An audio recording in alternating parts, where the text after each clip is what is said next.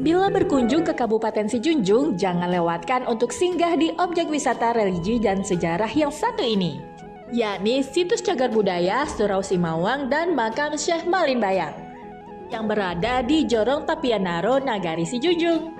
Surau Simawang didirikan oleh Syekh Malimbayang. Banyak cerita religius terukir di kompleks yang pada masanya mewarnai syiar Islam di Minangkabau sana. Jejak karismatik Syekh Malimbayang masih dijumpai, dilihat dengan masih banyaknya peziarah yang datang ke Surau Simawang. Tak hanya itu, di sini juga terdapat tafsir Jalalain asli, kertas pertama buatan Eropa, tinta getah jua, sampai kulit onta loh. Dan juga terdapat 88 manuskrip kuno. Gimana, tertarik untuk berkunjung? Tulis di kolom komentar ya.